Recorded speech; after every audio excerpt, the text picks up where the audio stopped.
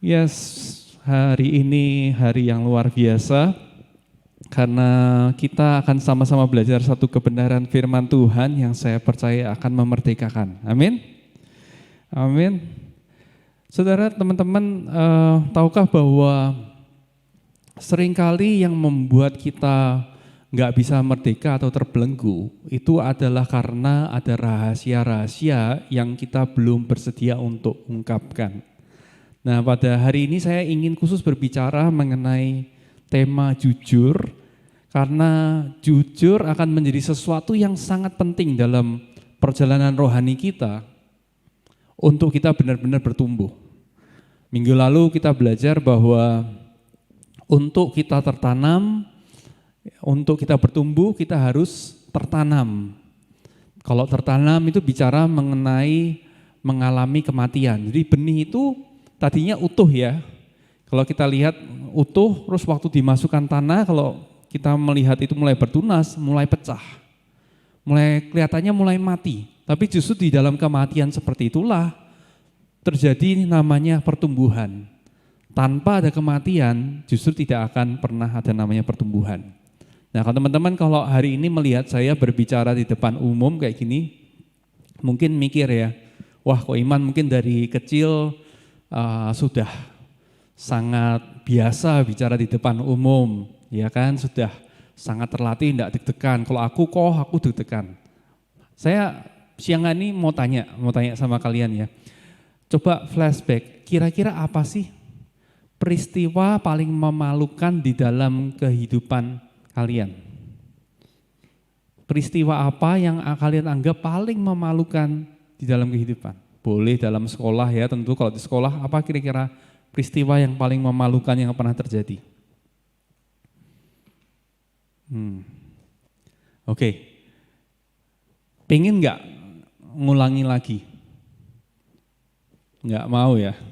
Saya pengen cerita apa yang terjadi dalam kehidupan saya supaya kita bisa relate masuk dalam firman Tuhan pagi hari ini. Jadi waktu saya SMP, saya mulai aktif ikut namanya kepemimpinan OSIS, dan teman-teman tahu waktu itu ada namanya LDK ya, latihan dasar kepemimpinan. Nah, kita dites nyalinya, keberanian, tapi juga satunya untuk diputuskan namanya urat malunya. Jadi dikasih tantangan macam-macam supaya kita berani. Nah, salah satunya adalah saya.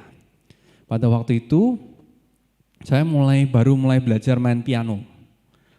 Baru mulai bisa beberapa kunci, main kunci C, kunci D gitu.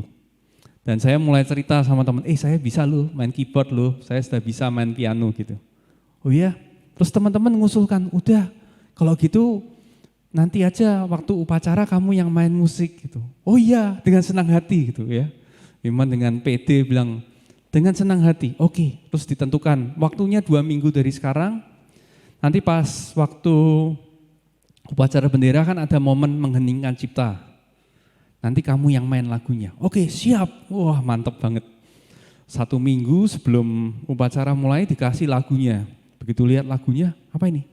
Lagu Gugur Bunga. Wah, lagu Gugur Bunga ini jarang dimainkan. Terus Iman lihat lagi, ternyata mainnya di kunci. Yang main keyboard tahu nih, kunci E. Nah, kalau teman-teman yang main keyboard, main piano, ngerti kunci C, kunci D, sama kunci E biasanya orang suka main kunci apa? Kunci C, kenapa? Karena putih semua. Kunci D lebih kesulitan karena itemnya ada 2. Nah, kunci E, itemnya ada 4 gitu. Waduh, mulai panik. Tapi sudah ngomong janji, menyanggupi. Jadilah mulai latihan dan Iman menurutku sudah cukup berlatih sampai ke referennya sudah diulang-ulang, sudah bisa gitu ya. Kunci E, karena seringkali meleset ya, hitam melesetnya medjetnya yang putih gitu ya, sering begitu. Dan tibalah hari H, hari di mana saya harus main. Dan ingat betul waktu saya sekolah di Situdadi, di SMP YSKI, kita upacara satu kelas itu satu angkatan ada 4 kelas, berarti ada 12 kelas yang ikut. 12 kali 30 orang, kira-kira 360 orang. Di hadapan 360 orang, saya akan mempertunjukkan kemahiran saya main. Dan betul, mengheningkan cipta mulai. Mulai saya main, sambil dredeg-dredeg gitu ya. Mainnya main kunci E gitu ya, main lagu gitu. Belum sampai refren, panik. Saking paniknya, berhenti. Wah, benar-benar panik, terus mau ngelanjutin tuh salah-salah gitu loh. Makin panik tau, makin grogi gitu. Wah, makin malu gitu. Akhirnya sampai benar-benar grogi, mematung. Benar-benar freeze. Terus ada seorang guru, saya lupa guru BP kalau nggak salah, langsung panggil, udah cepetan panggil teman kamu yang di atas, gantiin main gitu. Jadi bayangin dari bawah, dari lantai bawah lari ke atas, ke lantai 2, manggil teman saya, suruh main gantiin. Jadi buat Koiman itu adalah peristiwa paling memalukan yang pernah saya alami. Dan mereka juga, kalau anak-anak YSKI yang di tahun-tahun itu tahu itu adalah peristiwa bersejarah. Karena itu adalah mengheningkan cipta yang paling lama di dalam sejarah. Nggak selesai-selesai, mengheningkan cipta nggak selesai, lagunya nggak selesai-selesai soalnya. Ya, jadi buat saya itu momen yang sangat-sangat berkesan, dan lagunya sampai sekarang masih berkesan, dan semua itu jadi berkesan. Nah, dari peristiwa itu, saya baru nyadarin bahwa ternyata Tuhan mengizinkan saya melewati peristiwa yang dalam tanda kutip memalukan, itu mau untuk membentuk karakter saya, untuk berani, ya, untuk berbicara di depan umum, untuk memimpin. Karena apa? Yang paling malu sudah dilewati. Nah, berapa banyak dalam kehidupan kita, seringkali kita ini terbelenggu oleh masa lalu atau oleh rahasia yang kita nggak pernah buka sama seseorang.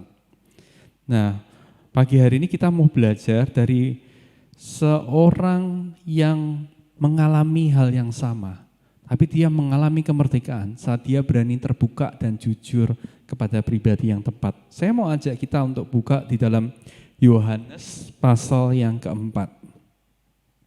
Yohanes pasal yang keempat.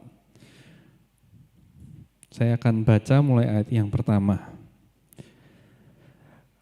Ketika Tuhan Yesus mengetahui bahwa orang-orang Farisi telah mendengar bahwa ia memperoleh dan membaptis murid lebih banyak daripada Yohanes, meskipun Yesus sendiri tidak membaptis, melainkan murid-muridnya, ia pun meninggalkan Yudea dan kembali lagi ke Galilea. Ia harus melintasi daerah Samaria. Jadi ini awal dari pelayanan Tuhan Yesus. Ada yang tahu Tuhan Yesus lahir di mana? Tuhan Yesus lahir di mana? Yang pasti bukan Semarang. Dari mana? Lahir di mana? Di Kudus, Surabaya. Tuhan Yesus lahir di mana? Bethlehem. Ya, Bethlehem. Bethlehem itu di mana sih? Dan dikatakan di sini dia meninggalkan Yudea dan kembali lagi ke Galilea. Ini saya kasih sebuah peta untuk kita sama-sama bisa mengikuti ya. Silakan. Nah, ini gambarnya. Ini kalau kita lihat warnanya aja, tulisannya kelihatan nggak? Kelihatan ya? Oke. Jadi Yusuf itu tinggal di Nazaret. Orang tua dari Yesus itu berasal dari Nazaret. Lalu pada waktu ada sensus, mereka diharuskan untuk kembali ke kota asal nenek moyangnya. Nenek moyangnya karena mereka adalah keturunan Daud, berarti mereka berasal dari wilayah yang namanya Yudea. Di Yudea ada Yerusalem, ada Bethlehem, di situ ada Betani. Nah, di situ mereka balik ke situ dan Tuhan Yesus lahir di situ. Dan kemudian setelah dia besar di situ, orang tuanya mengungsi ke Mesir dan kemudian dia kembali ke Nazaret. Kembali Nazaret sehingga Yesus disebut sebagai orang Nazaret. Nazaret posisinya kita lihat di gambar yang warnanya kuning. Ada namanya Galilea. Itu provinsi terpisah. Jadi jaraknya cukup jauh, utara sama selatan. Oke, ya. Nah, di pelayanan Tuhan Yesus yang awal, waktu kita baca Yohanes 4 ini, Tuhan Yesus menampilkan diri itu di Yudea, di Yerusalem, di pusat pemerintahan dari Israel zaman itu. Jadi dia pelayanan dan membaptis, kita baca konteksnya ini di Yudea, di selatan. Dan setelah dia mendengar bahwa orang-orang Farisi telah mendengar, Tuhan Yesus meninggalkan Yudea dan kembali lagi ke Galilea. Jadi pada waktu itu para pemimpin-pemimpin Farisi begitu dengar ada tokoh yang luar biasa menarik perhatian, mereka jadi fokus sama Tuhan Yesus. Nah, Tuhan Yesus tahu belum waktunya untuk dia ditangkap dan dia berkorban, dia naik kembali lagi ke Galilea. Dan disinilah kita baca perikopnya, dia melewati daerah yang namanya Samaria, yang warna biru itu. Nah, bagi banyak orang Yahudi, untuk pergi ke Galilea, mereka itu nggak mau lewat daerah biru. Jadi apa yang mereka lakukan? Dari coklat, mereka pindah dulu ke daerah hijau, terus ke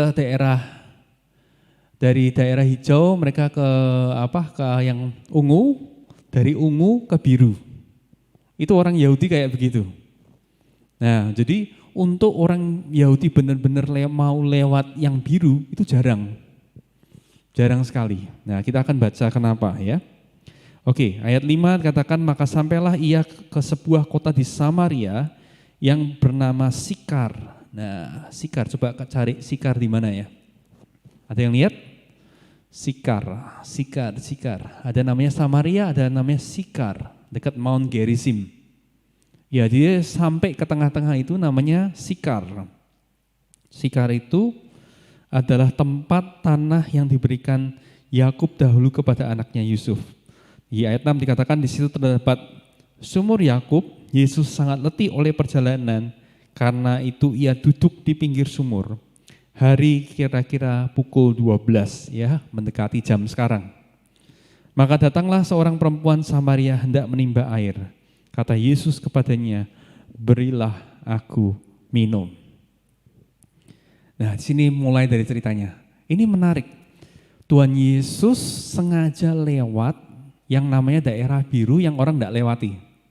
Biasanya mereka dengan sengaja memutar jalan yang lebih jauh, tapi Tuhan Yesus berhenti di Samaria, dan menariknya kalau kita baca, ketemu dengan seorang perempuan yang hendak menimba air.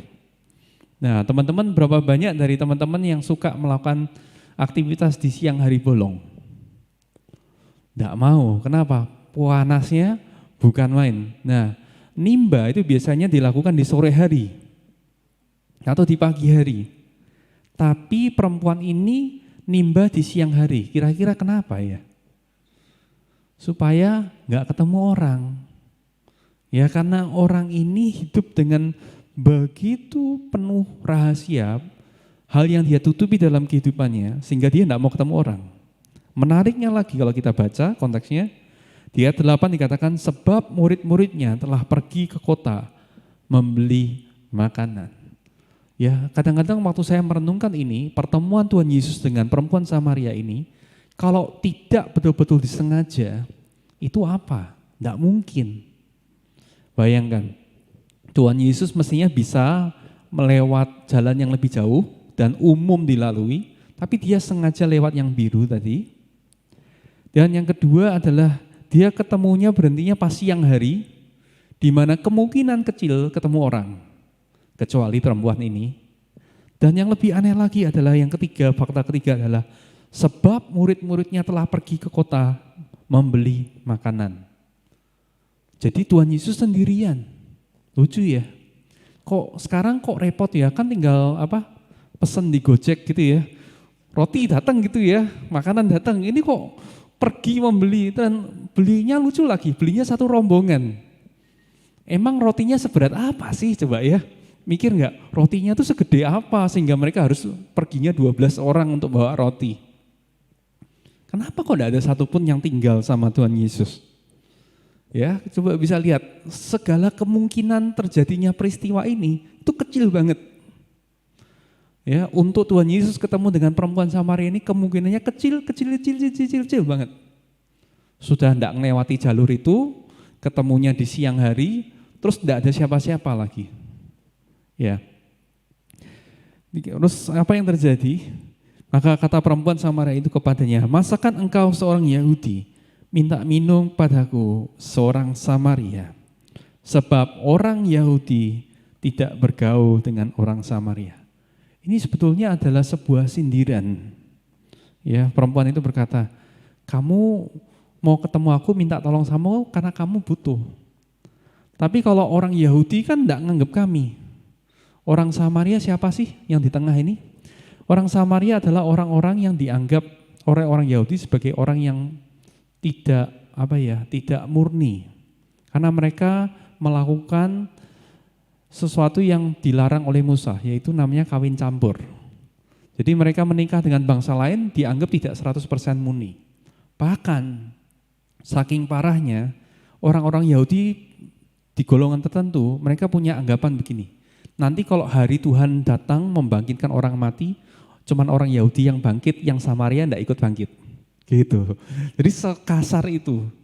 Jadi nganggapnya betul-betul kamu tuh bukan siapa-siapa karena kamu sudah berdosa gitu ya. Gara-gara kamu menikah dengan bangsa lain gitu. Rasis banget ya. Rasis banget. Ya, jadi itulah anggapan orang Yahudi. Ayat 10 dikatakan, jawab Yesus kepadanya, jikalau engkau tahu tentang karunia Allah dan siapakah dia yang berkata kepadamu, berilah aku minum.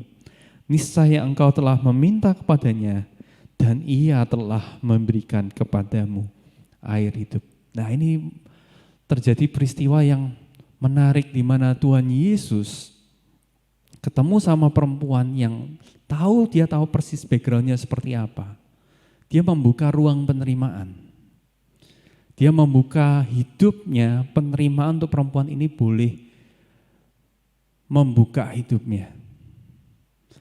Ya, jadi saya belajar bahwa penerimaan dari Tuhan Yesus inilah yang memberi kesempatan pada perempuan ini untuk akhirnya ngaku dan membuka diri. Minggu lalu masih ingat gak salah satu poin yang disampaikan? Kita dalam kehidupan itu ibarat kayak rumah, teman-teman. Jadi kalau kita ngomong jujur itu punya tingkat-tingkat level. Ya, teman-teman kalau kemarin ingat minggu lalu Koroni bilang jangan pernah bawa tukang bakso kemana? Ada yang ingat? Ke dapur, bukan ya? Kemana? Ke kamar. Kenapa? Karena belum kenal. Kalau tukang bakso mestinya ada di mana? Di depan rumah, di luar halaman. Tapi kalau kita punya teman yang kita kenal, kita bawa lebih masuk ruang tamu. Tuh. Kalau kita sudah semakin kenal, bisa kita ajak ke ruang makan. Kalau kita sudah sangat percaya, baru kita ajak masuk, yaitu pasangan kita ke ruang tidur kita, tempat yang khusus, ya. Maksudnya pasangan itu suami atau istri ya, bukan pacar ya. Jadi ada batasan-batasan. Kenapa kok kita nggak boleh kalau kita ngomongin jujur? Kenapa? Kayak perempuan ini dia menutupi semuanya itu. Karena nggak semua orang bisa menerima kita apa adanya memang. Ya, jadi pada waktu saya khotbahkan tentang jujur, jangan salah ngerti bahwa kok berarti kalau jujur itu berarti harus terbuka sama semua orang. Enggak. Terbuka itu ada level-levelnya. Ya, bayangin Anda baru ketemu sama tadi tukang bakso itu, halo Pak, boleh minta nomor HP-nya gitu ya. Oh iya gitu. Nanti lain kali langsung aja masuk ya, langsung masuk ke ruang makan gitu. Kan jadi ketahuan semua gitu. Isinya apa, ngapain, lakukan apa, ketahuan semua. Tetapi kita hanya bawa orang-orang yang kita kenal, yang menunjukkan bahwa dia itu sungguh-sungguh mengasihi kita dan sungguh-sungguh ingin untuk mengubah hidup kita. Nah, dalam hal ini, pagi hari ini, siang hari ini, saya mau untuk kita belajar untuk terbuka sepenuhnya sama satu pribadi, yaitu Tuhan. Satu pribadi yaitu Tuhan. Kenapa? Karena dia adalah pribadi yang paling peduli dan pribadi yang paling bisa untuk menolong kita. Nah, saya minta tolong Anton deh, sini deh, Anton, minta tolong Anton. Ilustrasi. Thank you Anton. Yes. Katakanlah kalau saya ini seorang dokter ya, dan Anton ini adalah pasien yang datang. Dia datang, saya tanya, apa kabar Anton? Baik ya, baik. Saya tanya, ada keluhan apa? Sakit pinggang. Sakit pinggang. Sakit pinggangnya gimana Anton? Nyeri. Terus saya langsung gini gimana? Nyeri ya?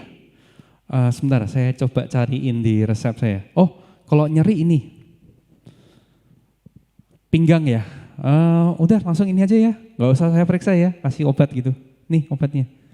Anton percaya nggak sama saya? Enggak, kenapa? Karena saya belum tahu. Ya kan? Seorang dokter harus menjadi seorang pendengar yang baik, betul nggak? Apa yang dilakukan seorang dokter yang baik, dia akan bertanya, boleh tahu nggak nyerinya itu setiap pagi atau sore atau siang? Malam, oh malam ya, beda ternyata. Nyerinya itu senut-senut atau gimana? Atau di satu lokasi apa pindah-pindah? Satu lokasi, di mana lokasinya? Di sini. Nah, kalau saya seorang dokter yang baik, kira-kira saya minta Anton untuk buka enggak? Periksa enggak? Periksa.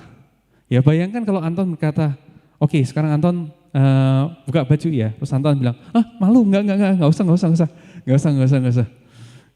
Iya, bisa bayangin enggak?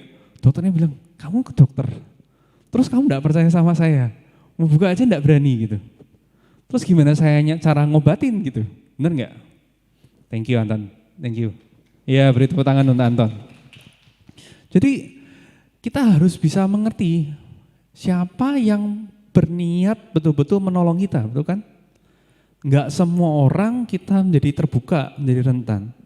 Tetapi ada pribadi-pribadi dalam kehidupan kita yang dimana kita harus terbuka.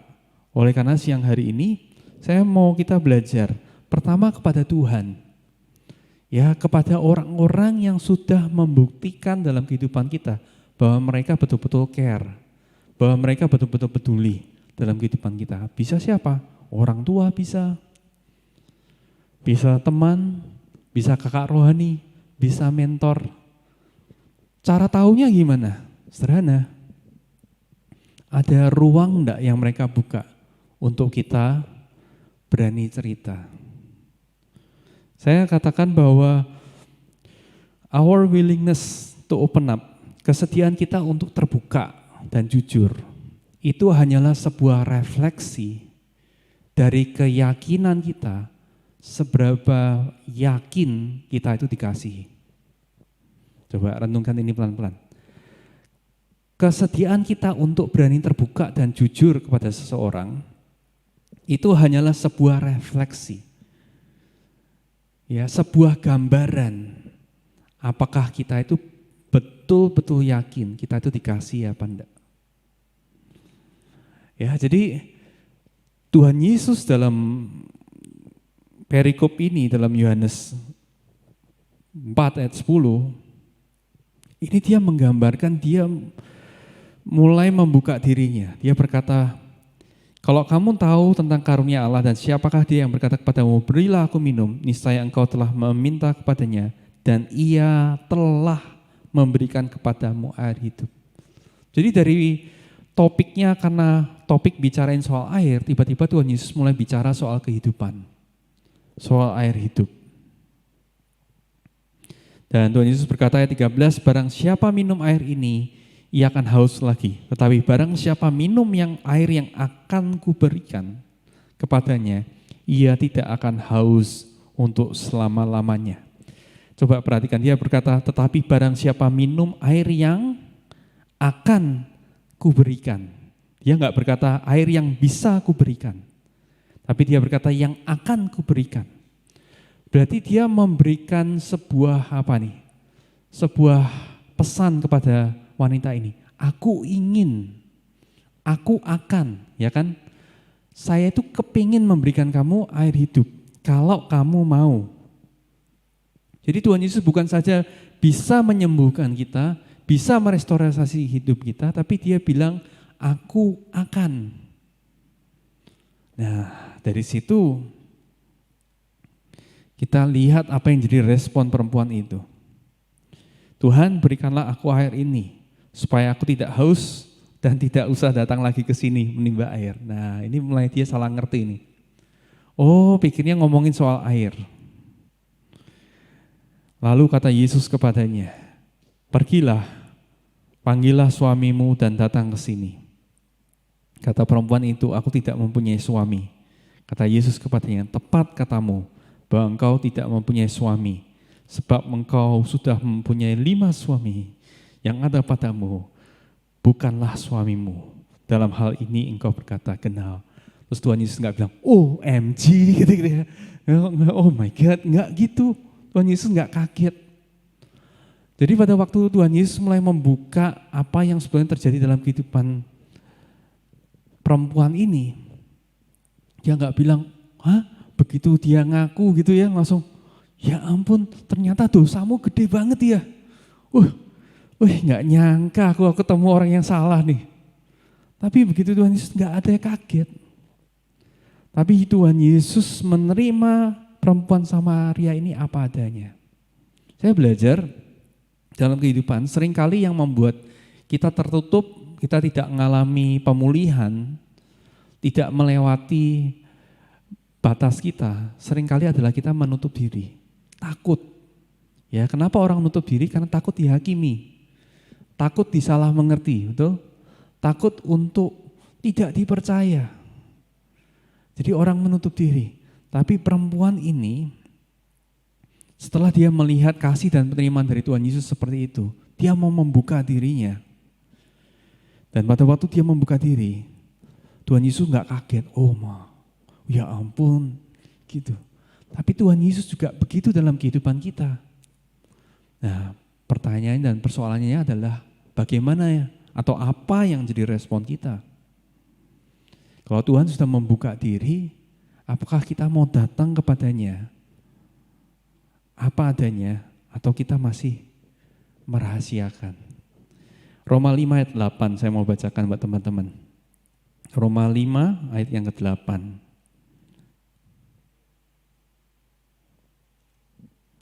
Akan tetapi Allah menunjukkan kasih-Nya kepada kita oleh karena Kristus telah mati untuk kita ketika kita masih berdosa.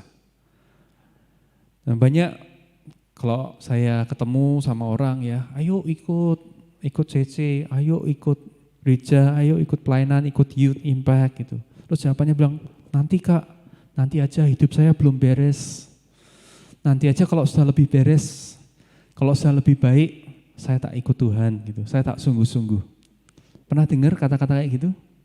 Ya sering kali kan kita punya alasan kayak gitu. Udah jangan serius-serius ikut Tuhan. Hidup saya begitu banyak kebobrokan. Saya enggak mau deh, nanti aja kalau sudah lebih baik saya ikut Tuhan. Justru kita tidak akan pernah mengalami pemulihan kalau kita enggak berani datang apa adanya. Jadi jangan nunggu hidup kita untuk sempurna dulu baru datang sama Tuhan. Tapi kita perlu untuk datang kepada Tuhan supaya hidup kita disempurnakan. Tuhan tidak pernah mengharapkan kesempurnaan, tapi Tuhan mengharapkan keterbukaan dan kejujuran dari kita. Kolose pasal 1 ayat 19 sampai 20 juga katakan seperti ini.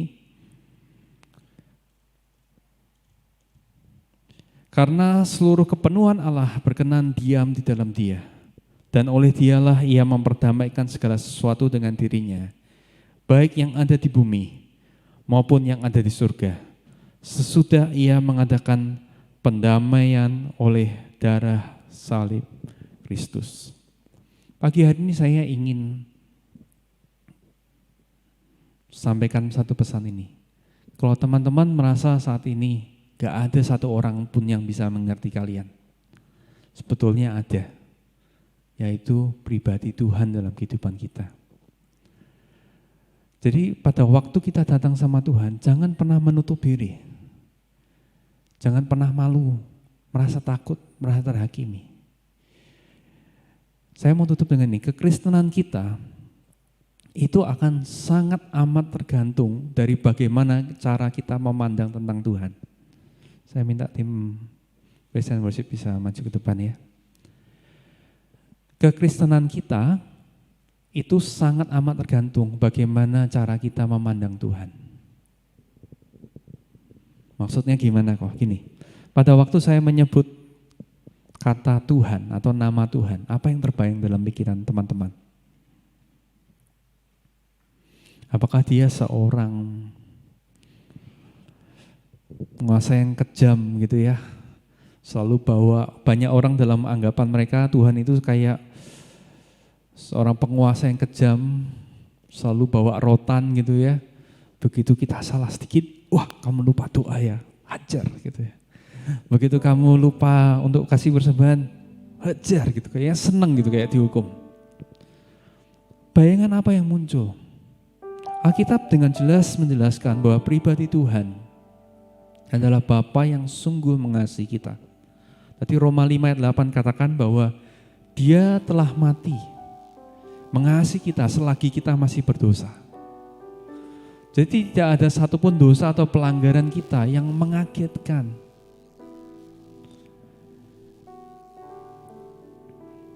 Tuhan sudah tahu. Tapi untuk kita ngalami pemulihan, ngalami kesembuhan, ngalami breakthrough ke level berikutnya, butuh kesetiaan kita untuk membuka diri. Butuh apa? Kesediaan, keberanian kita untuk membuka diri. Siang hari ini, apa hal dalam kehidupan kita yang mungkin dalam tanda kutip selama ini kita masih tutup rapat, apalagi dari Tuhan. Tuhan sudah tahu. Tuhan sudah tahu. Tapi pada saat kita membuka, sebagaimana perempuan Samaria ini mengalami Tuhan, orang yang sangat tidak dianggap, orang Samaria, perempuan lagi, dan bukan hanya sekedar perempuan biasa, tapi perempuan yang punya kehidupan yang tidak baik menurut banyak orang. Pada waktu dia mengalami perubahan, dia diubahkan sedemikian rupa, sehingga kalau kita baca dalam perikopnya, saya akan tutup dengan ini. Ayat 39 katakan, dan banyak orang Samaria dari kota itu telah menjadi percaya kepadanya karena perkataan perempuan itu yang bersaksi. Ia mengatakan kepadaku segala sesuatu yang telah kuperbuat. Ketika orang-orang Samaria itu sampai kepada Yesus, mereka meminta kepadanya supaya ia tinggal pada mereka, dan ia pun tinggal di situ 2 hari lamanya. Dan lebih banyak lagi orang yang menjadi percaya karena perkataannya. Dan mereka berkata kepada perempuan itu, kami percaya, tetapi bukan lagi karena apa yang kau katakan, sebab kami sendiri telah mendengar dia, dan kami tahu bahwa dialah benar-benar juru selamat dunia. Jadi cerita ini luar biasa banget. Satu kegerakan, satu KKR terjadi. Satu kota diselamatkan gara-gara perubahan transformasi kehidupan perempuan Samaria ini. Coba bayangkan kalau dia tidak ketemu sama Tuhan Yesus, yang khusus melewati daerah Samaria yang jarang dilewati orang. Kalau dia tidak ketemu di jam 12 siang, dan pada waktu ketemu kalau dia tidak membuka dirinya, Samaria menjadi daerah yang berbeda. Saat kita membuka hidup kita untuk Tuhan, Tuhan mengubah kita. Yang luar biasa bukan cuma kita yang berubah, tapi orang di sekeliling kita juga akan merasakan hal yang berbeda dalam kehidupan kita. Dan itu jadi berkat. Saya berdoa siang hari ini, ya bukan hanya kita ngalami Tuhan, tapi pengalaman bersama Tuhan. Waktu kita buka hidup kita, Tuhan jamah ubahkan kita. Itu juga akan mengubahkan sekeliling kita. Amin.